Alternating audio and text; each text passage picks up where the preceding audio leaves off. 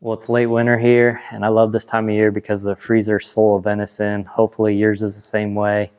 We're getting ready to cook dinner tonight, and I wanted to go through step by step one of our favorite ways to do venison, and that is a method called sous vide. The sous vide cooking method is essentially cooking the meat in a water bath, and I'll show that here in just a second. But the first thing I'm going to do, I've got about 1/3 of a backstrap here. I'm going to take that and use the vacuum sealer and seal it nice and tight to get it ready for the water bath. And if you don't have a vacuum sealer, you can just use a Ziploc bag and kind of let the water, as you drop it in the water bath, let that displace the air. But the vacuum sealer just makes it nice, getting it completely airtight. So I'm going to go ahead and seal this one up now.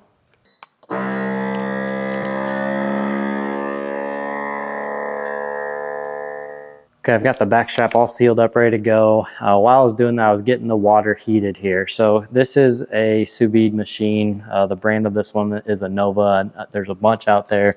They're really not too expensive. You can get them on Amazon or wherever. Just a pot of water filled about 3/4 of the way full. And I've got the sous vide machine set to 139.5 degrees.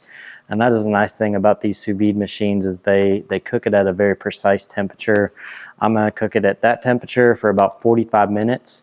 And that is going to get me a medium rare backstrap. And then I'll talk about the seasonings and how I finish it off after that. But for now, it goes in the water bath just like this. And it'll be ready to go in about 45 minutes. While that backstrap is cooking, I'm going to go through the ingredients for the rub that we'll apply just as soon as it gets done with the sous vide. Pretty simple, just 5 different ingredients. The first is black pepper, 1/2 teaspoon of that.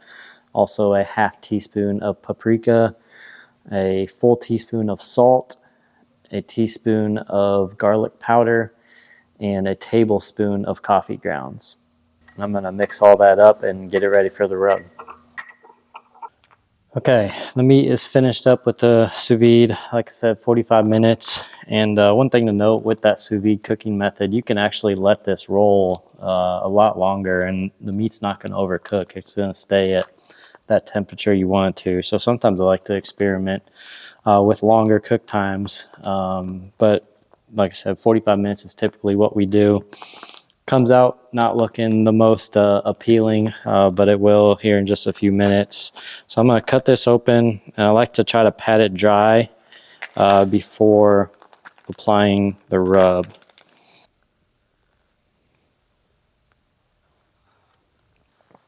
I'll just kind of take some napkins here and just give it a quick pat. Okay, now we're ready for the rub, and you want to apply this pretty liberally, just so it's coated on all sides. Just kind of pat it in there. Get the other side.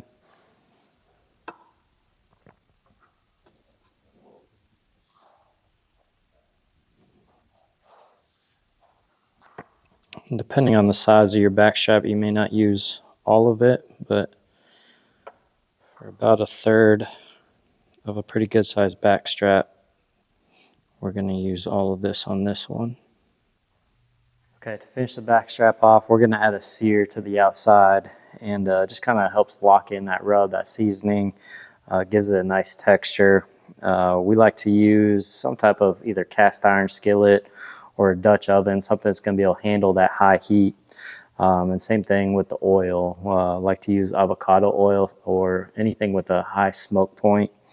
You just want to add enough here that's going to coat the bottom. Usually just a couple tablespoons is good. And then, like I said, on high heat, and once I start to see that smoke roll, it's going to be time to add the backstrap. All right, now we will add the backstrap to finish it up.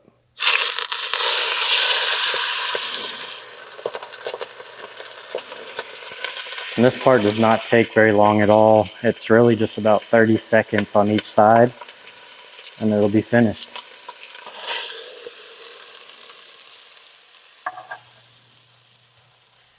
Okay, so the last thing, obviously, to slice it, I like to let it rest for about 5 minutes after pulling it off the sear before I slice it. I just like to do just nice thin slices here.